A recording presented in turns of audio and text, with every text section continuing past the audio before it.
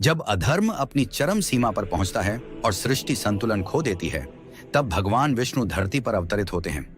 हर युग में वह एक नई भूमिका, एक नए रूप में आते हैं।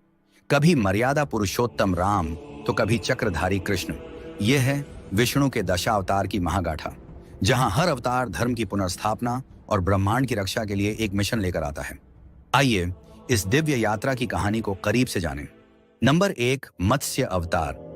सृष्टि के रचयिता भगवान ब्रह्मा गहरी निद्रा में लीन हो गए। उनकी नासिका से एक भयावह दानव उत्पन्न हुआ, जिसका सिर अश्व के समान था। यह था हयग्रीव। इस असुर ने वेदों को चुरा लिया, जो कि सृष्टि के ज्ञान का मूल स्रोत थे, और उन्हें सागर की गहराई में छिपा दिया। वेदों के बिना सृष्टि का संतुलन भंग होने लगा। तब भगवान विष्णु, सृष्टि के पालक, ने अपना पहला अवतार लिया, मत्स्य अवतार। उनका उद्देश्य स्पष्ट था, वेदों को पुनः प्राप्त करना और जीवन को महाप्रलय से बचाना।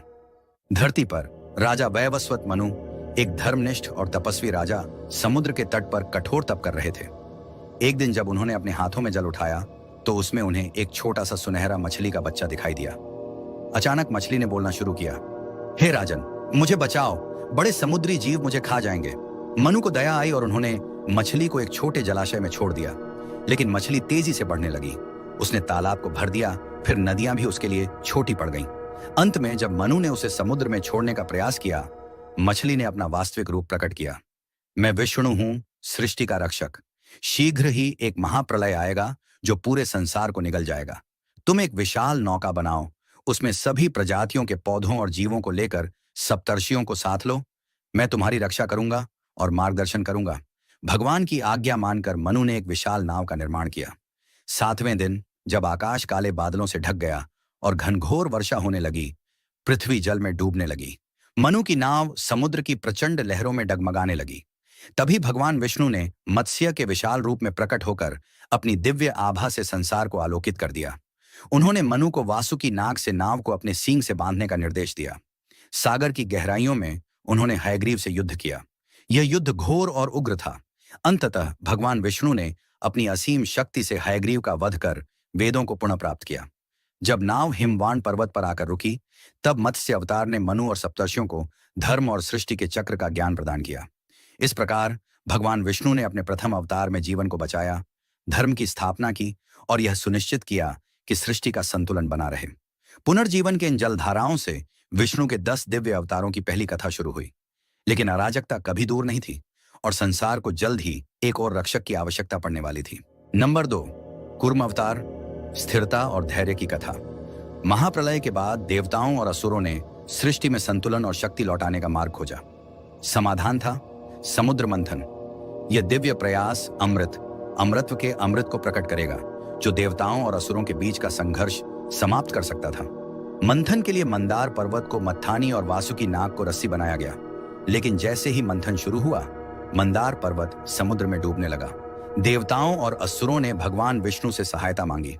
भगवान विष्णु ने कूर्म अवतार धारण किया, एक विशाल कछुए का रूप। उन्होंने समुद्र में जाकर मंदार पर्वत को अपनी मजबूत पीठ पर थाम लिया, जिससे मंथन स्थिरता के साथ चल सका। मंथन के दौरान समुद्र से अद्भुत रत्न निकले, कामधेनु, कल्प वृक्ष और ऐरावत हाथी। लेकिन सबसे मूल्यवान था अमृत कलश, जिसे अंततः धन्वंतरी लेकर प्रकट। नंबर 3, वराह अवतार। एक ऐसा समय था जब ब्रह्मांड अराजकता के कारण टूटने की कगार पर था। पृथ्वी देवी भूदेवी को हिरण्याक्ष नाम के दैत्य ने अपनी शक्ति के मद में चूर होकर चुरा लिया। उसने पृथ्वी को गहरे आदिकालीन जल एकार्णव में छिपा दिया। इस घटना ने सृष्टि का चक्र रोक दिया और ब्रह्मांड को विनाश के करीब पहुंचा दिया। संकट की इस घड़ी में देवताओं ने भगवान विष्णु से सहायता मांगी। सृष्टि को बचाने के लिए भगवान विष्णु ने अपना तीसरा अवतार लिया, वराह, एक विशाल जंगली सुअर का रूप। वराह ने हिरण्याक्ष को चुनौती दी। दोनों के बीच एक भीषण युद्ध हुआ जो हजारों वर्षों तक चला। ब्रह्मांड की ऊर्जा उनके टकराव से कांप उठी। हिरण्याक्ष ने अपनी ताकत और अहंकार के साथ भगवान वराह का सामना किया। अंत में वराह ने अपने दिव्य पराक्रम से हिरण्याक्ष का वध किया और उसके आतंक का अंत किया। इसके बाद वराह ने अपनी विशाल दांतों पर भूदेवी को उठाया। गहरे जल से पृथ्वी को बाहर निकालते हुए उन्होंने उसे ब्रह्मांड में उसके स्थान पर स्थापित किया। इस प्रकार सृष्टि का चक्र फिर से आरंभ हुआ और संतुलन बहाल हुआ। नंबर 4, नरसिंह अवतार। भगवान विष्णु का सबसे भयंकर और अद्वितीय रूप में अवतार नरसिंह आधे मानव आधे शेर का रूप। हिरण्यकशिप, राक्षसों का राजा, ने भगवान ब्रह्मा से एक अजेय वरदान प्राप्त किया था, जिसके अनुसार वह न तो मनुष्य से मारा जा सकता था, न पशु से, न घर के अंदर, न बाहर, न दिन में, न रात में, और न ही किसी अस्त्र से। इस वरदान के कारण उसकी क्रूरता अनियंत्रित हो गई और देवता उसके अत्याचारों के सामने असहाय हो गए। देवताओं ने भगवान विष्णु से मदद की प्रार्थना की। भगवान विष्णु ने उस वरदान के नियमों को नकारने के लिए एक रूप धारण किया जो बुराई पर विजय प्राप्त कर सके। नरसिंह एक भयावह मिश्रण था, शेर का सिर और मानव शरीर जिसमें दिव्य क्रोध और न्याय का प्रतीक था। उसकी शक्तिशाली पंजों से कोई भी वस्तु नष्ट की जा सकती थी। एक दिन जब हिरण्यकशिपु अपने सिंहासन पर बैठा था, यह मानते हुए कि उसका वरदान उसे अजेय बना देता है, भगवान विष्णु ने महल के एक खंभे से प्रकट होकर उसे हराया। नरसिंह का रूप न तो मनुष्य, न पशु, न दिन, न रात, ऐसा था कि उसने राक्षस के वरदान की सारी शर्तों को नकार दिया। राक्षस का वध किसी अस्त्र से नहीं हुआ, बल्कि भगवान विष्णु के दिव्य हाथों से हुआ, जो शेर की ताकत और मानव की सटीकता का संगम थे। नरसिंह अवतार का प्रतीकात्मक अर्थ गहरा है। खंभे से प्रकट होकर नरसिंह ने यह सिद्ध किया कि भगवान विष्णु सर्वत्र विद्यमान है और कोई भी स्थान उसकी सुरक्षा और इच्छा से बाहर नहीं है। नंबर 6, परशुराम अवतार। भगवान विष्णु के अवतारों की विशाल कथा में छठा अवतार परशुराम। यह ब्राह्मण के ज्ञान और क्षत्रिय के साहस का अनूठा संगम है। परशुराम का जन्म आर्षि जमदग्नि और उनकी पत्नी रेणुका से हुआ था। एक दिव्य आशीर्वाद से उत्पन्न होकर उन्हें भगवान शिव से तपस्या के बाद परशु नामक दिव्य अस्त्र प्राप्त हुआ, जो उनके अवतार और उनकी विरासत का प्रतीक बन गया। यह साम्राज्य के राजा कर्तवीर्य अर्जुन ने जमदग्नि के आश्रम का दौरा किया, जहां उन्हें आतिथ्य प्रदान किया गया। जब राजा ने दिव्य कामधेनु गाय की मांग की, जो उसकी सेना के लिए अनंत संसाधन प्रदान करने में सक्षम थी, तो जमदग्नि ने इसके पवित्रता के कारण इनकार कर दिया। इस अपमानजनक कृत्य से क्रोधित होकर कर्तवीर्य अर्जुन ने गाय को छीन लिया और आश्रम को नष्ट कर दिया। यह अत्याचार परशुराम की क्रोध का कारण बना और उन्होंने प्रतिशोध की शपथ ली।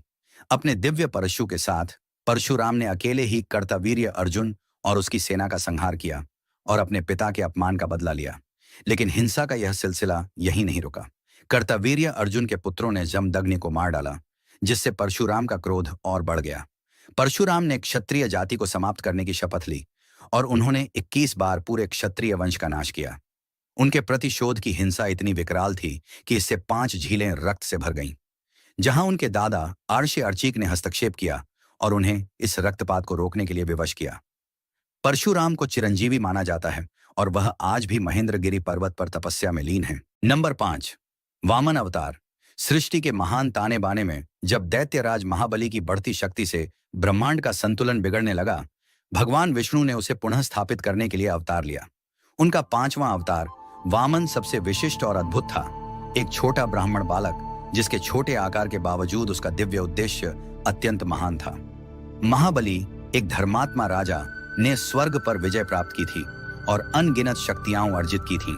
उनका साम्राज्य ब्रह्मांडीय व्यवस्था को खतरे में डाल रहा था और देवता भगवान विष्णु से मदद की प्रार्थना कर रहे थे। भगवान विष्णु ने वामन रूप में महाबली के यज्ञ में भाग लिया। वह एक छोटे से ब्राह्मण बालक के रूप में पहुंचे, जो लकड़ी का छाता लिए हुए था, जो उनके वास्तविक दिव्य शक्ति से बिल्कुल विपरीत था। वामन ने महाबली से केवल 3 पग भूमि का अनुरोध किया, जिसे राजा महाबली ने अपने धर्म और कर्तव्य का पालन करते हुए बिना किसी संकोच के स्वीकार किया। लेकिन यह एक परीक्षा थी। जैसे ही महाबली ने वामन का अनुरोध स्वीकार किया, वामन ने अपना असली रूप प्रकट किया और वह अत्यंत विशाल हो गए, जिससे पृथ्वी और स्वर्ग एक साथ नतमस्तक हो गए। वामन ने पहले पग में पृथ्वी को, दूसरे पग में स्वर्ग को नाप लिया। देवता हैरान होकर यह दृश्य देख रहे थे। तीसरे पग के लिए वामन ने महाबली से पूछा, यह पग कहां रखा जाएगा? राजा महाबली अपने वचन के प्रति सच्चे अपने सिर को झुका दिया और अपने ही सिर को तीसरे पग के रूप में अर्पित कर दिया। उसी क्षण भगवान विष्णु ने अपने असली रूप में प्रकट होकर महाबली को आशीर्वाद दिया और उसे अमरता का वरदान दिया, जिससे वह पाताल लोक में न्याय और विनम्रता के साथ राज करेंगे। नंबर 7, राम अवतार।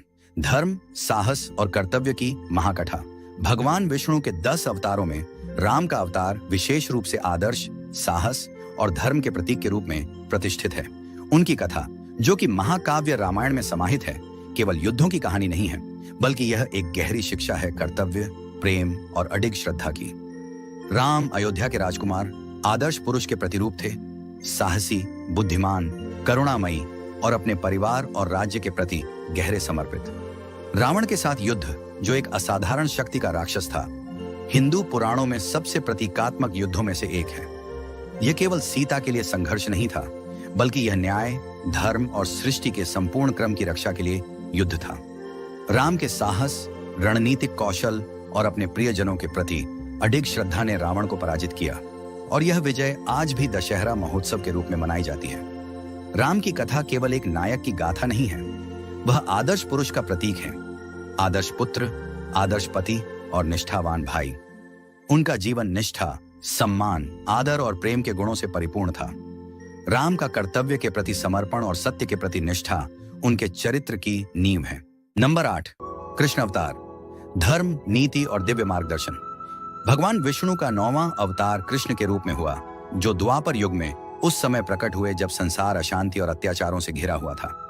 देवकी और वासुदेव के पुत्र कृष्ण का जन्म इन कष्टों का निवारण करने के लिए हुआ था, और उनका जीवन चमत्कारों से भरा था। कृष्ण का दिव्य जन्म कंस की मृत्यु का कारण बना, और उसने अपनी मृत्यु के साथ पृथ्वी को उसके अत्याचारों से मुक्त किया।